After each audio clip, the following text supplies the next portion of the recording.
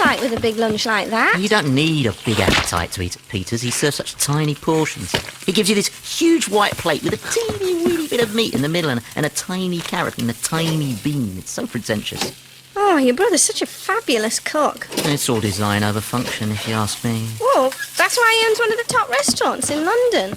Each dish is like a work of art. It's like a painting. You could hang it on a wall. Oh, then why don't we commission something? We've got that huge bare wall in the living room. We could have a 6 by 10 foot seafood rigatoni. You're just jealous. Jealous? Oh, thank you very much. Why do you think I'm jealous? Because he's richer, younger, better looking and more talented than you are. Oh, great. My own wife, ladies and gentlemen. Well, I mean, he's more dashing, you know, with that massive red curls on his head. He's a media star. He's got to look good. He's handling food. He's just lucky, that's all. He happened to be in the right place at the right time. You mean catering college for 5 years? Exactly, yeah. I chose dentistry as my profession. I imagined I'd have this fancy practice in Harley Street and he'd be washing dishes in some rundown caff. How was I to know? But then, he did get all the encouragement from Mum and Dad. I mean, he was clearly the favourite. When Peter would bring home some new strawberry chiffon, Mummy would be so excited she'd go on about it all day, but when I'd show pictures from my medical exam, you know, advanced mouth ulcers, rare cancers, she'd be so distant.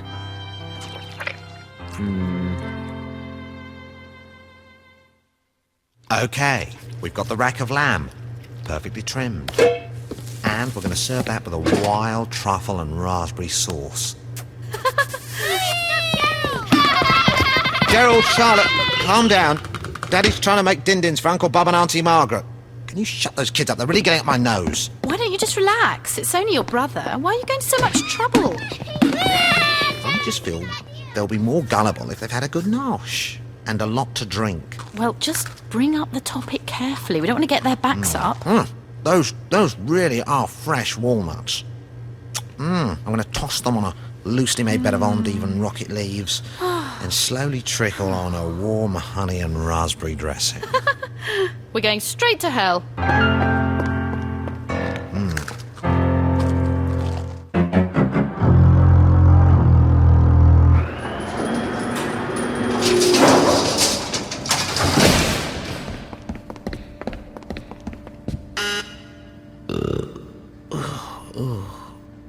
I think I brought up a bit of egg.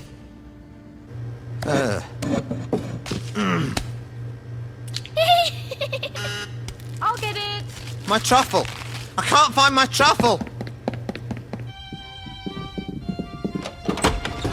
Hello. Hello, Rosie. Margaret. Oh, you look lovely. How are you? you. Come in. Charlotte, Gerald, take that endive out of your nose and come and say hello to Uncle Bob and Auntie Margaret. They're impossible. But you should see them while they're asleep. They're absolute angels. Oh, yeah. Right. Hello. Don't bring them in here! I'm in the middle of a nervous breakdown. Come and sit in the living room. I'll get the champagne. Righty-ho.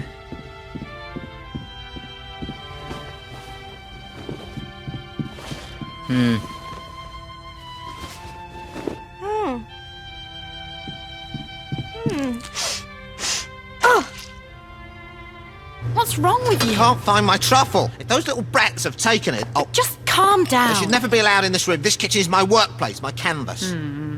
Those little brats. it's a lovely shade of white. Really nice texture. I bet it's 100% wool. Yeah, it looks more like an 80-20 mix to me. Nice, though.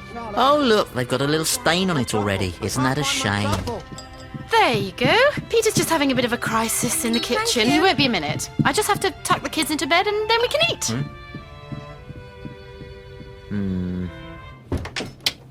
Mummy, Gerald's got Daddy's brown ball in his bed and it smells.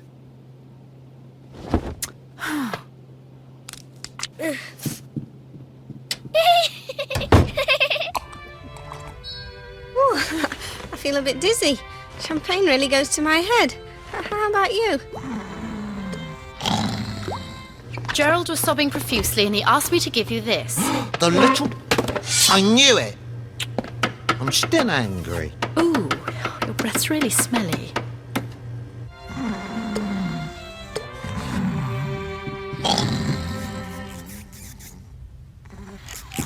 Here we are. Hope we didn't keep you too long. Rosie, grab the other 2 plates, will you, darling? Oh, I feel a bit tipsy. Oh, good. Oh. More champagne, everyone? Okay, a toast to my new adventure into superstardom. What? I am getting a new TV series next week. It's called Cooking, for Pete's sake. He's to do a whirlwind tour around India, cooking dishes live from all the different regions. And Rosie here, my fabulous business partner, has arranged the whole thing. Have you told Mummy? Of course I have. She's over the moon. She's throwing all her principles to the wind and actually buying a television. Just to watch me. How do you find the salad? It was very nice, but I think maybe the dressing's a little sharp, and I'm not sure. Are those walnuts a bit rancid? Really? But they're fresh from the shell. Anyway, we had this great idea. As we'll be away for a few days in India, and it's right bang smack in the school term, that the children... Oh, the children. They don't stop going on about you two. It's always Uncle Bob this, Auntie Margaret that. Isn't that right, darling? Gerald flosses constantly. I really think you two have an affinity. Oh, really? We thought it would be lovely for them to spend some time with you both. You know, family bonding and all that. Oh, but we've already arranged to take a couple of weeks away from the surgery. Yes, we were going to relax. Perfect. Maybe go... So it won't interfere with your work schedule. I mean, that's fabulous. Yes, that's very kind of you both. We've been so torn about what to do. They're not like dogs, you know. You can't leave them in a kennel. You can't? More champagne, everyone.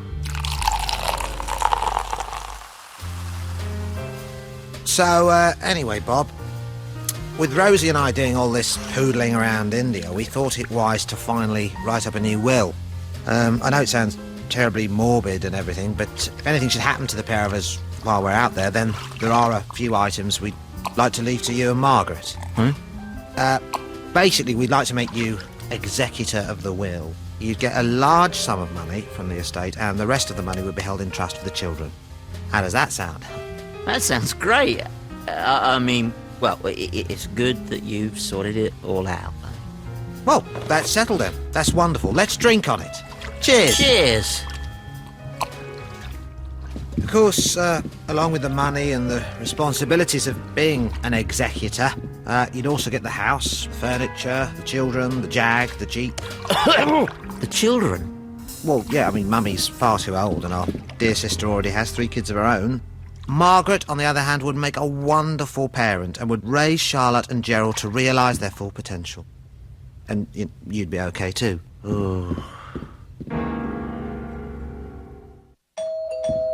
Oh, bloody... What the... Hello, here we are. All excited about our stay with Uncle Bob and Auntie Margaret? I thought you meant 6:30 at night. Gotta run. Our flight leaves at 8:30. Can't keep the camera crew waiting.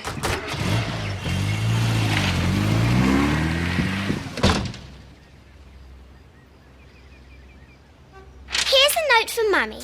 It's a list of addresses for our school, our doctor and our piano teacher. Gerald goes to Scouts on Tuesdays. I have ballet on Wednesdays. This is our shoe sizes, blood groups and hair types. We're both allergic to wheat and Gerald won't eat veal.